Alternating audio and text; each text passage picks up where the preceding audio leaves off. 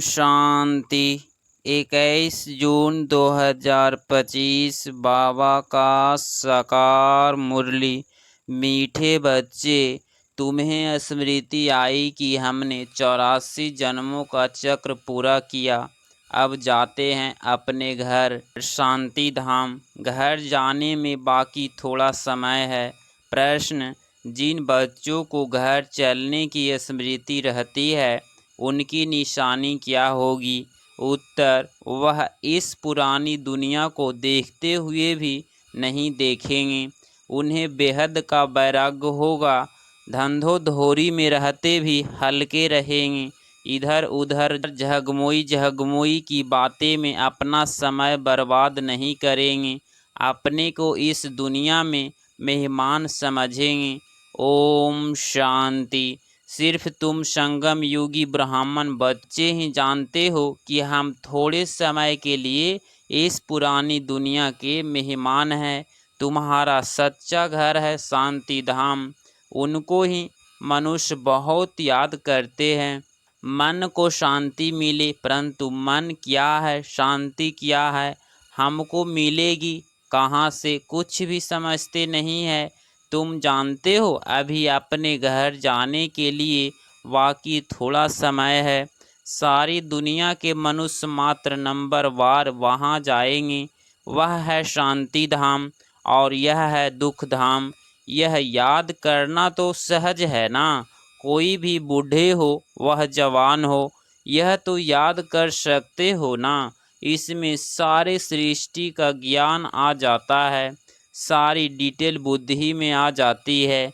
अभी तुम संगम युग पर बैठे हो, यह बुद्धि में रहता है। हम जा रहे हैं शांति धाम। ड्रामा प्लान अनुसार यह बुद्धि में रहने से तुमको खुशी होगी, स्मृति रहेगी। हमको अपने 84 जन्मों की स्मृति आई है। वह भक्ति मार्ग अलग है, यह है ज्ञान मार्ग की बातें। बाप समझा रहे हैं, मीठे बच्चे अब अपना घर याद आता है। कितना सुनते रहते हो, इतनी ढेर बातें सुनते हो। एक सही है कि अभी हम शांति धाम जाएंगे, फिर सुख धाम आएंगे। बाप आया ही है पावन दुनिया में ले जाने के लिए। सुख धाम में भी आत्माएं सुख और शांति में रहती है। शांति धाम में सिर्फ शांति है। यहाँ तो बहुत हंगामा है ना। यहाँ मधुवन से तुम जाएंगे अपने घर में तो बुद्धि झगमोई अपने धंधे आदि तरफ चली जाएगी। यहाँ तो वह झंझट नहीं रहती। तुम जानते हो हम आत्माएं हैं ही शांति धाम की निवासी। यहाँ हम पाठधारी बने हैं और कोई को यह पता नहीं कि हम पाठधारी कैसे हैं। तुम बच्चों को ही बाप आकर पढ़ाते हैं। कोटों में कोई पढ़ते हैं, सब तो नहीं पढ़ेंगे। तुम अभी कितने समझदार बनते हो, पहले बेसमझ थे। अभी तो देखो लड़ाई झगड़ा आदि कितना है, इसको क्या कहेंगे। हम आपस में भाई भाई हैं, वो भूल गए हैं। भाई भाई कभी खून करते हैं क्या? हाँ, खून करते भी हैं तो सिर्फ मिल्कियत के लिए। अभी तुम जानते हो हम सब एक बाप के बच्चे भाई भाई है। तुम प्रैक्टिकल में समझते हो। हम आत्माएं को बाबा आकर पढ़ाते हैं। 5000 वर्ष पहले मुआफिस हमको पढ़ाते हैं, क्योंकि वह ज्ञान का सागर है। इस पढ़ाई को और कोई भी नहीं जानते, यह भी तुम बच्चे जानते हो। बाप ही स्वर्ग का रचयिता है, सृष्टि को रचने वाला नहीं कहेंगे। सृष्टि तो अनादि है ही, स्वर्ग के रचने वाला कहेंगे। वहाँ और कोई खंड नहीं था, यहाँ तो बहुत खंड है। कोई समय था जबकि एक ही धर्म था, एक ही खंड था। पीछे फिर वैरायटी धर्म आए हैं। अभी बुद्धि में बैठता है कि वैरायटी धर्म कैसे आते हैं। पहला आदि सनातन देवी देवता धर्म है। सनातन धर्म भी यहाँ कहते हैं, परंतु अर्थ तो कुछ समझते नहीं। तुम सब आदि सनातन देवी देवता धर्म के हो, सिर्फ पतित बन गए हो। शतो प्रधान से सतो रजो तमो होते गए हो। तुम समझते हो आदि सनातन देवी देवता धर्म के है। हम बहुत पवित्र थे, अभी भी पतित बने हैं।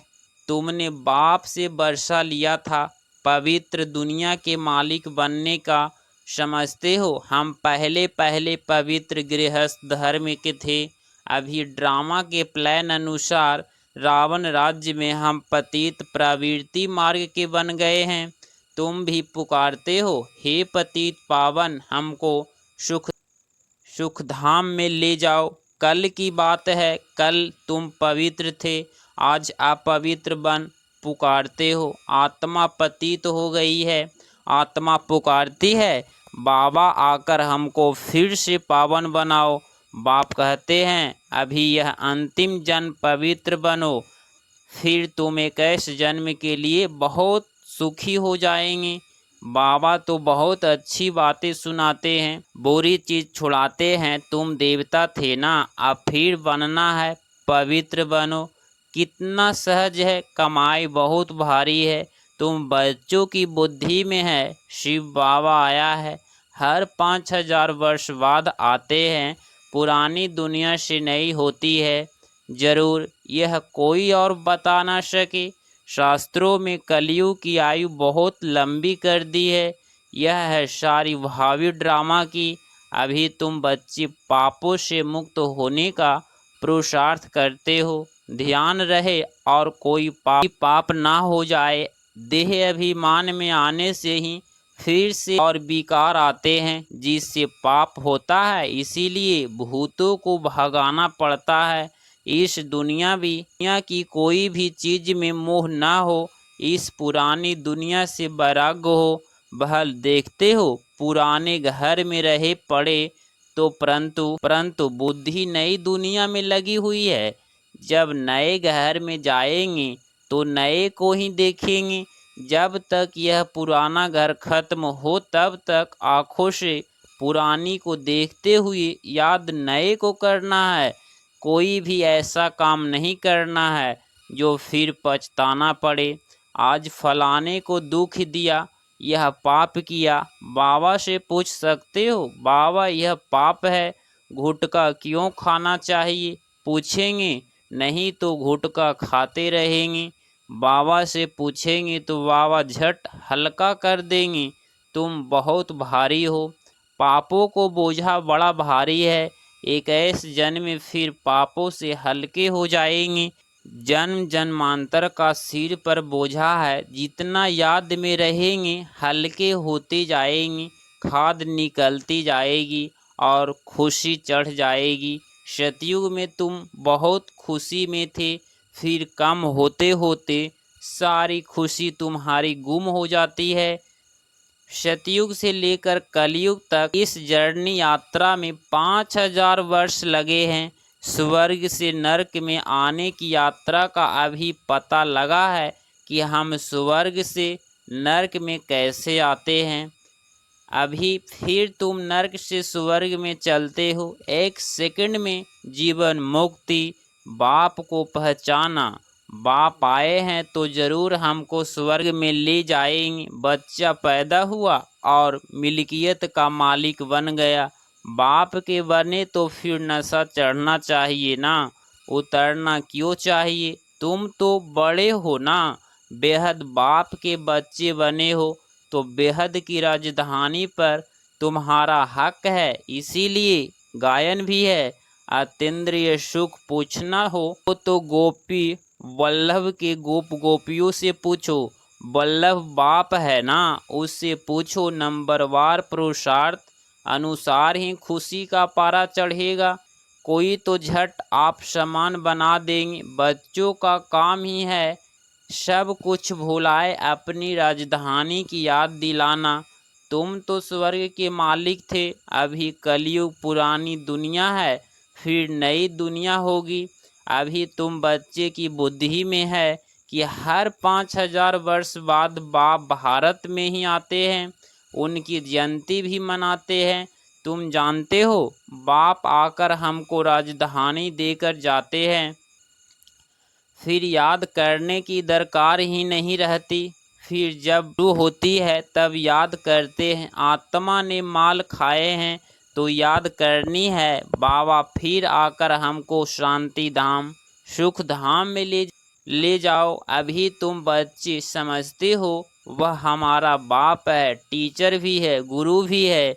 सृष्टि के आदि मध्य अंत का चक्र 84 जन्मों का ज्ञान तुम्हारी बुद्धि में है। अनगिनत बार 84 जन्म लिए हैं और लेते रहेंगे। इनका दंड इंड अंत कभी होता नहीं है। तुम्हारी बुद्धि में ही यह चक्र है। स्वदर्शन चक्र घड़ी घड़ी याद आना चाहिए। यही मनमना भव है। जितना बाप को याद करेंगे उतना पाप भस्म होंगे। तुम जब कर्मातीत अवस्था को समीप पहुँच जाएंगे तो तुमसे कोई भी विकर्म नहीं होंगे।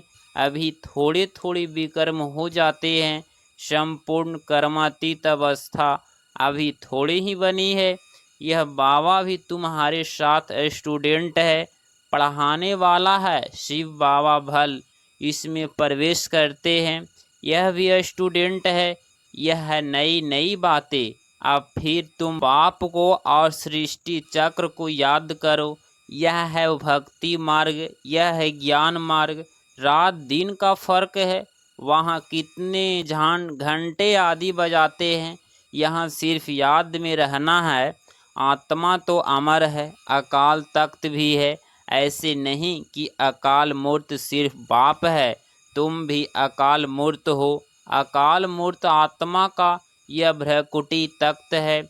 जरूर भ्रकुटी में ही बैठेंगे, पेट में थोड़ी ही बैठेंगे। अभी तुम जानते हो हम अकाल मूर्त आत्मा का तख्त कहाँ है। इस भ्रकुटी के बीच में हमारा तख्त है। अमृतसर में अकाल तख्त है ना। अर्थ कुछ भी नहीं समझते, महिमा भी गाते हैं अकाल मूर्त। उनके अकाल तख्त का किसको पता नहीं। अभी तुमको मालूम पड़ा है। तख्त तो यही जिस पर बैठकर सुनाते हो। तो आत्मा अविनाशी है, शरीर है विनाशी। आत्मा का यह अकाल तख्त है। श्वेद यह अकाल तख्त रहता है। यह तुम समझते हो। उन्होंने फिर वह तख्त बनाकर नाम रख दिया है। वास्तव में अकाल आत्मा तो यहाँ बैठी है।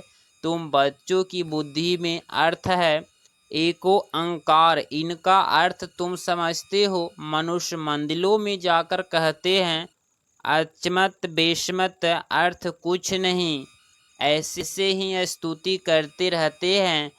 अच्युतम वैष्णव राम रामायण। अब राम कहाँ, रामायण कहाँ, बाप कहते हैं। यह सब है भक्ति मार्ग। ज्ञान तो बड़ा सिंपल है। कोई और बात पूछने के पहले बाप और वर्षे को याद करना है।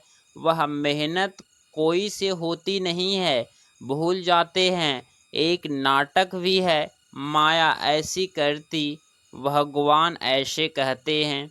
तुम बाप को याद करते हो, माया तुमको और तूफान में ले जाती है। माया का फरमान है रुस्तम से रुस्तम होकर लड़ो। तुम सब लड़ाई के मैदान में हो, जानते हो इसमें किस किस प्रकार के योद्धे हैं।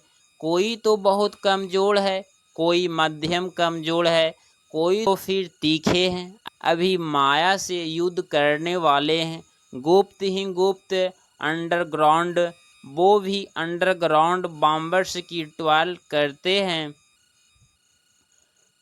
करते हैं। यह भी तुम बच्चे जानते हो। अपनी मौत के लिए सब कुछ कर रहे हैं। तुम बिल्कुल शांति में बैठे हो। उनका है साइलेंस बल। कुदरती आत्माएं भी बहुत है, उसमें तो कोई का वश चल न सके। अभी झूठी बरसात के लिए भी कोशिश करते हैं। झूठी बरसात पड़े तो फिर अनाज जास्ती हो। तुम बच्चे तो जानते हो कितनी भी बरसात पड़े फिर भी नेचुरल कैलेमिटी जरूर होनी है। मूसलाधार बरसात पड़ेगी, फिर क्या कर सकेंगे। इनको कहा जाता है नेचुरल कैलेमिटीज। सतयुग में यह होती नहीं, यहाँ होती है, जो फिर विनाश में मदद करती है तुम्हारी बुद्धि में है। हम जब सतयुग में होंगे तो जमुना के कंठे पर सोने के महल होंगे। हम बहुत थोड़े वहाँ के रहने वाले होंगे। कल्प कल्प ऐसे होता रहता है, पहले थोड़े होते हैं फिर झाड़ बढ़ता है। वहाँ कोई भी गंदगी होती ही नहीं। यहाँ तो देखो चिड़ियाँ भी गंध करती रहती, वहाँ गंदगी की बात नहीं। उनको कहा ही जाता है हैविन। अभी तुम समझते हो हम यह देवता बनते हैं तो अंदर में कितनी खुशी होनी चाहिए। माया रूपी बचने के लिए बाप कहते हैं तुम बच्चे इस रूहानी धंधे में लग जाओ, मन मना भव, बस में ही जिन्न बन जाओ। जिन्न का मिसाल देते हैं ना, वहाँ काम दो तो बाबा भी काम देते हैं, नहीं तो माया खा जाएगी। बाप का पूरा मददगार बनना है। अकेला बाप तो नहीं करेगा, बाप तो राज्य भी नहीं करता है। तुम सर्विस करते हो, रजाई भी तुम्हारे लिए ही है। बाप कहते हैं मैं भी मगध देश में आता हूँ, माया भी मगरमच्छ है, कितने महारथियों को हप कर खा जाती है। यह सब है दुश्मन, जैसे मेढक का दुश्मन सर्प होता है ना, तुमको मालूम है ऐसे तुम्हारे दुश्मन है माया। अच्छा मीठे मीठे सिकलधे बच्चों प्रति माता पिता बाप दादा का याद प्यार और गुड मॉर्निंग। रूहानी बाप की रूहानी बच्चों को नमस्ते नमस्ते। धारणा के लिए मुख्य सार पॉइंट नंबर फर्स्ट, स्वयं को पापों से मुक्त करने का पुरुषार्थ करना है। देह अभिमान में कभी नहीं आना है। इस दुनिया की कोई भी चीज में मोह नहीं रखना है। पॉइंट नंबर टू, माया रूपी जिन से बचने के लिए बुद्धि को रूहानी धंधे में बिजी रखना है। बाप का पूरा पूरा मददगार बनना है। 21 जून 2025 का वरदान, सर्व खजानों को समय पर यूज कर निरंतर खुशी का अनुभव करने वाले खुश नसीब आत्मा भव। स्पष्टीकरण, बाप दादा द्वारा ब्राह्मण जन्म होते ही सारे दिन के लिए अनेक श्रेष्ठ खुशी के खजाने प्राप्त होते हैं। इसीलिए आपके नाम से ही अब तक अनेक भक्त अल्पकाल की खुशी में आ जाते हैं। आपके जड़ चित्रों को देखकर खुशी में नाचने लगते हैं। ऐसे आप सब खुश नसीब हो, बहुत खजाने मिले हैं, लेकिन सिर्फ समय पर यूज करो। चाबी को सदा सामने रखो, यथार्थ सदा स्मृति में रखो और स्मृति को स्वरूप में लाओ तो निरंतर खुशी का अनुभव होता रहेगा। स्लोगन, बाप की श्रेष्ठ आशाओं का दीपक जगाने वाले ही कुल दीपक है। अव्यक्त इशारे, आत्मिक स्थिति में रहने का अभ्यास करो, अंतमुखी बनो। आत्मिक स्थिति में रह बाहर मुखता को छोड़ दो तो मेहनत से छूट जाएंगे और अनुभवों के सागर में समा जाएंगे। एक दो अनुभव नहीं, अतः है एक दो अनुभव करके अनुभव के तालाब में नहीं नहाओ। सागर के बच्चे अनुभव के सागर में समा जाओ। अगर इस चैनल पे आप डेली मुरली क्लास सुन रहे हैं तो चैनल को प्लीज़ सब्सक्राइब करें, नोटिफिकेशन ऑल पे क्लिक करें। मिलते हैं अगली मुरली क्लास में। ओम शांति।